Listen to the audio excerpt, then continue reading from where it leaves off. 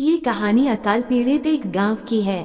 गांव का निवासी चिंटू अन्ना को लेकर एक पौराणिक कहानी को सुनाता है कि कैसे ब्रह्मा जी ने अन्ना को धरती की ओर भेजा था। हालांकि उनके पास अन्ना पूरी तरह खत्म है और बादल है कि लाख उम्मीदों के बाद भी एक बूंद बारिश नहीं बरसा रहे हैं। लोग एक दूसरे से उधार लेकर जैसे तैसे अपना पेट भर रहे हैं। गांव के मुखिया और मुंशी भी गरीबों में धान बांटते हैं। इस सबसे दुखी चिंटू कहता है कि अन्ना अब अमीरों का हो गया है, वह गरीबों के पास नहीं आएगा। वही उसकी पत्नी को उम्मीद है कि भले ही अन्ना अमीरों के पास क्यों न चला गया हो, लेकिन एक दिन उसे अपने घर की याद जरूर आएगी। वो लौटकर अपने घर गरीबों के पास जरूर आएगा। तब अन्ना देव ब्रह्मा जी के पास रहता था। एक दिन ब्रह्मा ने कहा, ओ भले देवता, धरती पर क्यों नहीं चला जाता। इन अल्फाज के साथ चिंटू ने अपनी पसंद की कहानी शुरू की। बोंडों को ऐसी 20 कहानियां याद हैं। वो जंगल के आदमी हैं और ठीक जंगल के दरख्तों की तरह उनकी जड़ें धरती में गहरी चली गई हैं। मगर वो गरीब हैं, भूख के पैदाइशी आदि।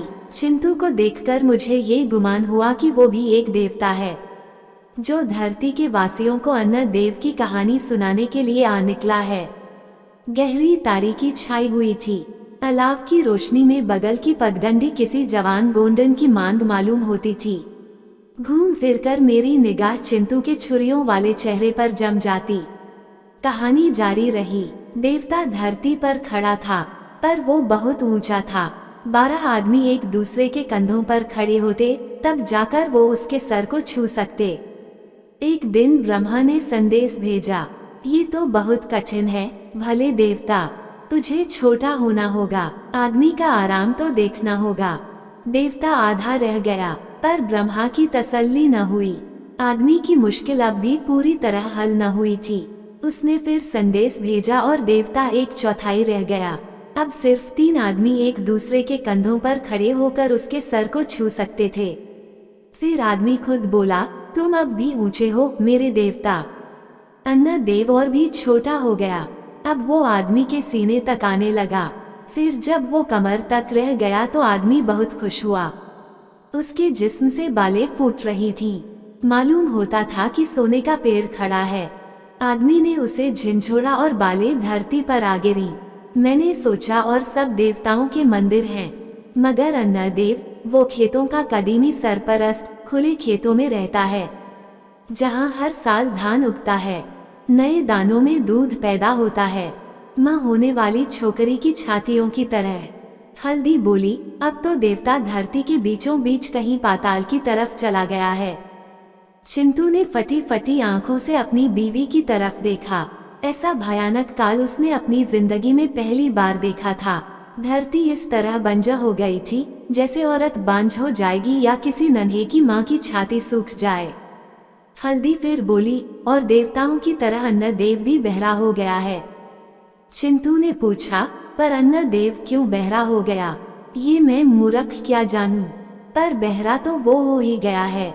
साल के साल हल्दी अन्ना देव की मन्नत मानती थी। एक हल्दी पर ही बस नहीं, हर एक गोंड औरत ये मन्नत मानना जरूरी समझती है। मगर इस साल देवता ने एक न सुनी। किस बात ने देवता को नाराज कर दिया? गुस्सा तो और देवताओं को भी आता है, मगर अन्ना देव को तो गुस्सा न करना चाहिए। हल्दी की गोद में 3 माह का बच्चा था। मैंने उसे अपनी गोद में ले लिया। उसका रंग अपने बाप से कम सांवला था। उसे देखकर मुझे ताज़ा पहाड़ी शहद का रंग याद आ रहा था। हल्दी बोली, हाय, अन्ना देव ने मेरी कोख हरी की, और वो भी भूख में और लाचारी झूह में। बच्चा मुस्कुराता तो हल्दी को ये ख्याल आता कि देवता उसकी आंखों में अपनी मुस्कुराहट डाल रहा है, पर इसका मतलब देवता मजाक तो नहीं करता। फिर उसके दिल में गुस्सा भड़क उठता। देवता आदमी को भूखों भी मारता है और मजाक उड़ाकर उसका दिल भी जलाता है। चिंटू बोला, सच जानो तो अब मुझे अन्ना देव पर विश्वास ही नहीं रहा, और उसकी कहानी जो मैं आज की तरह 100 बार सुना चुका हूँ, अब मुझे निरी गप मालूम होती है। हल्दी ये न जानती थी कि चिंटू का तंज बहुत हद तक सही है। ये तो वो खुद भी समझने लगी थी। कि देवता रोज रोज के पाप नाटक से नाराज हो गया है। अन्ना देव को नहीं मानते पर भगवान को तो मानोगे। मेरा दिल तो तेरे भगवान को भी न माने। मरदूद भगवान कहाँ है उसके मेघराज, और कहाँ सो रहा है वो खुद, एक बूंद भी तो नहीं बरसती। देवता से डरना चाहिए और भगवान से भी। चिंटू ने संभल कर जवाब दिया, जरूर डरना चाहिए। हा ही, और अब तक हम डरते ही रहे हैं। अब आए ना सीधे रास्ते पर। जब मैं छोटी थी माँ ने कहा था, देवता के गुस्सा से सदा बचियो। अरे कहा तो मेरी माँ ने भी कुछ ऐसा ही था, पर कब तलक लगा रहेगा ये डर। हल्दी देवता फिर खुश होगा और फिर लहराएगा वही प्यारा प्यारा धान। ताल में पैदा हुए बच्चे की तरफ देखते हुए मैं सोचने लगा, इतना बड़ा पाप क्या होगा कि इतना बड़ा देवता भी आदमी को क्षमा नहीं कर सकता। ताल ने हल्दी की सारी सुंदरता छीन ली थी। चिंटू भी अब अपनी बहार को भूल रहा था।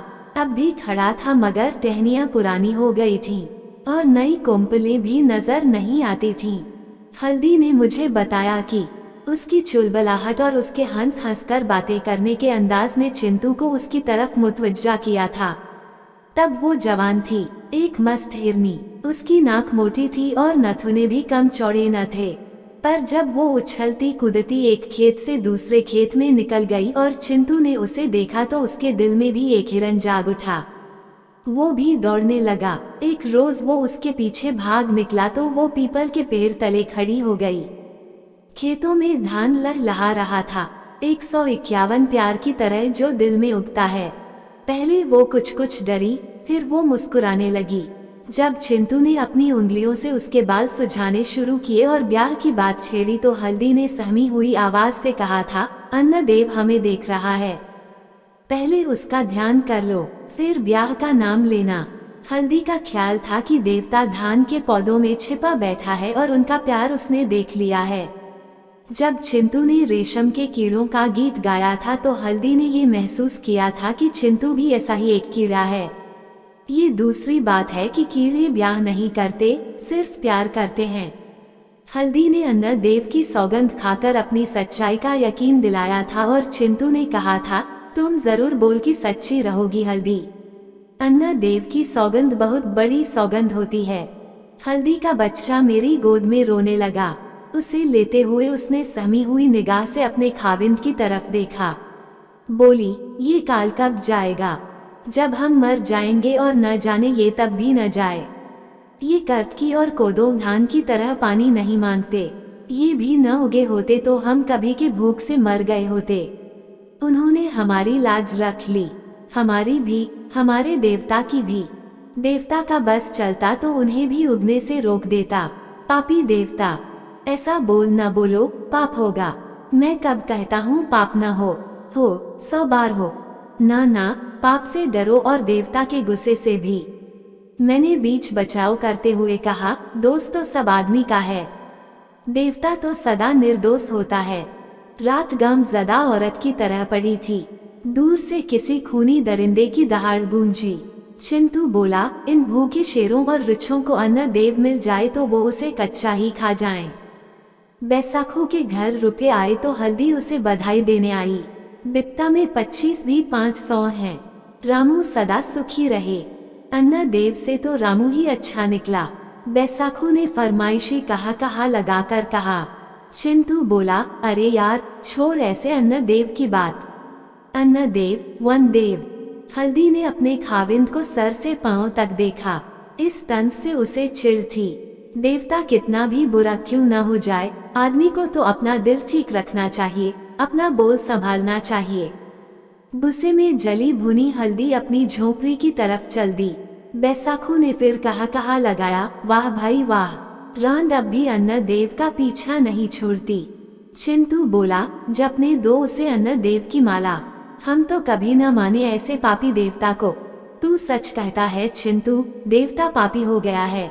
रामू बम्बई में था। चिंटू सोचने लगा, काश उसका भी कोई भाई वहाँ होता और 25 रुपये नहीं तो 5 ही भेज देता।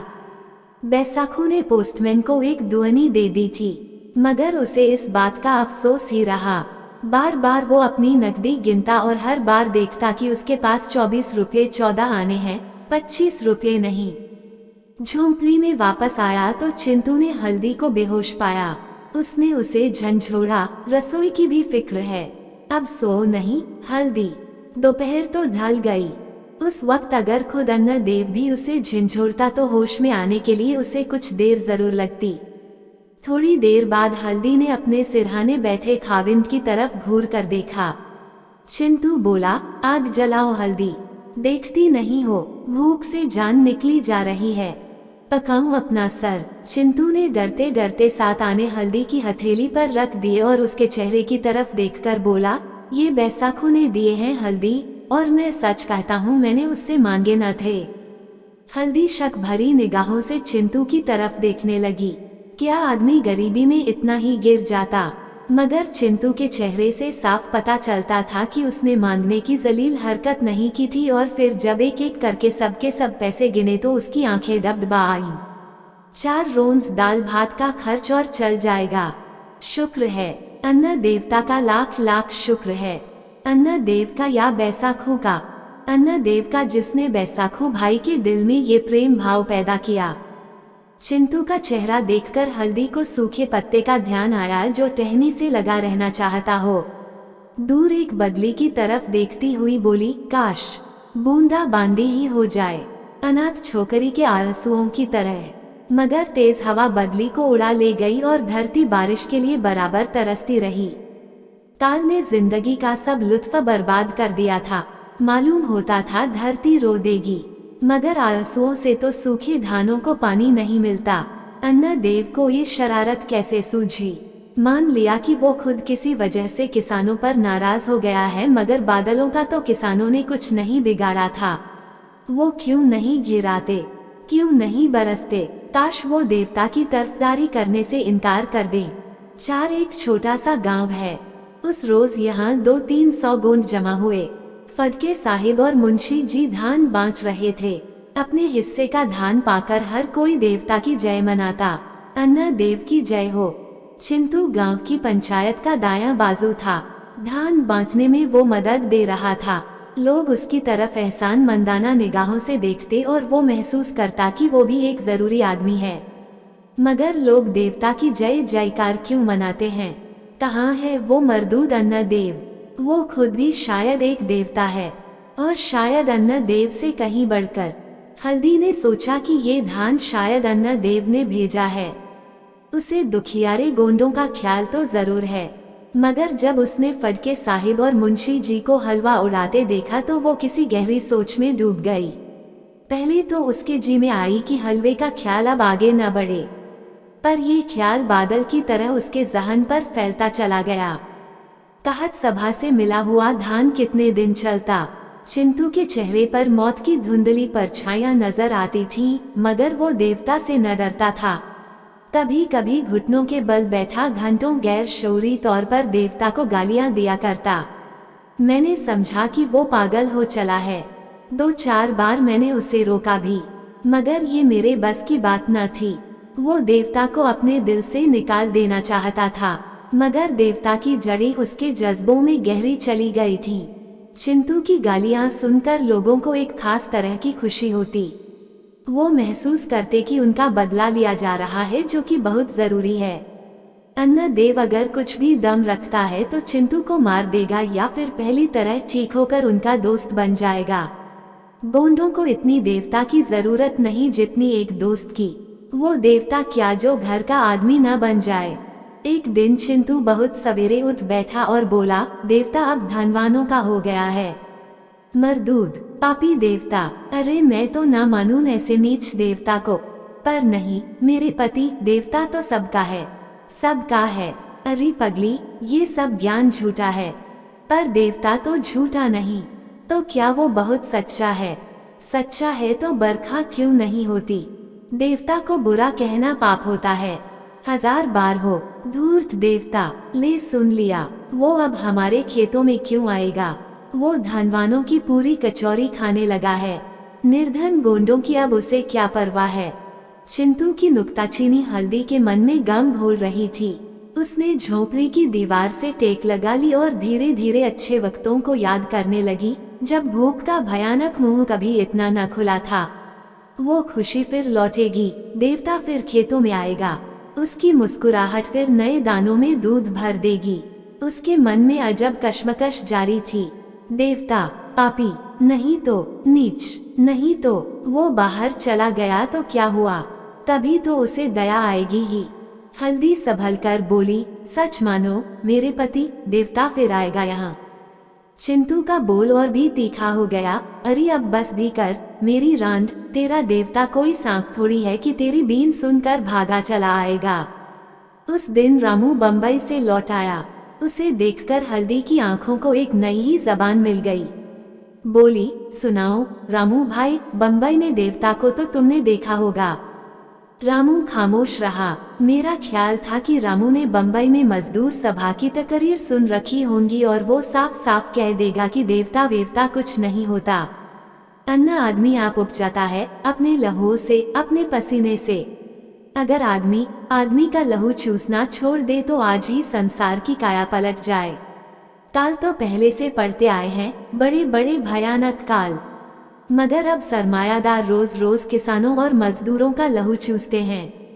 और गरीबों के लिए तो अब सदा ही काल पड़ा रहता है, और ये काल देवता के छू मंत्र से नहीं जाने वाला। इसके लिए तो सारे समाज को झंझोड़ने की जरूरत है। हल्दी फिर बोली, रामू भाई चुप क्यों साध ली तुमने, हमें कुछ बता दोगे तो तुम्हारी विद्या तो न घट जाएगी।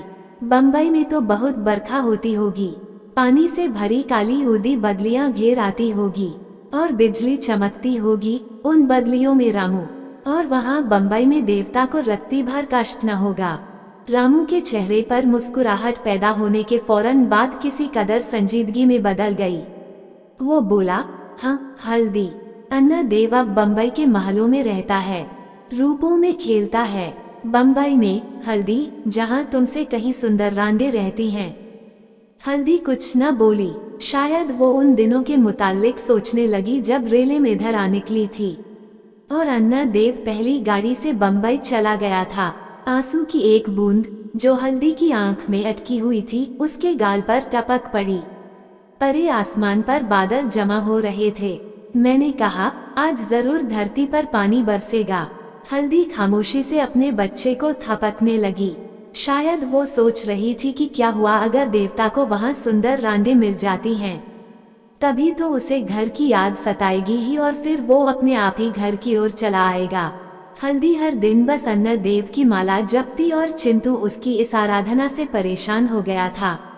चिंटू बोलता रहता कि नहीं आने वाला तेरा अन्ना देवता, उसे तो महल पसंद है झोपड़ियां नहीं। पर हल्दी उसकी एक भी ना सुनती और अन्ना देव के आने की आशा रखती। धन्यवाद।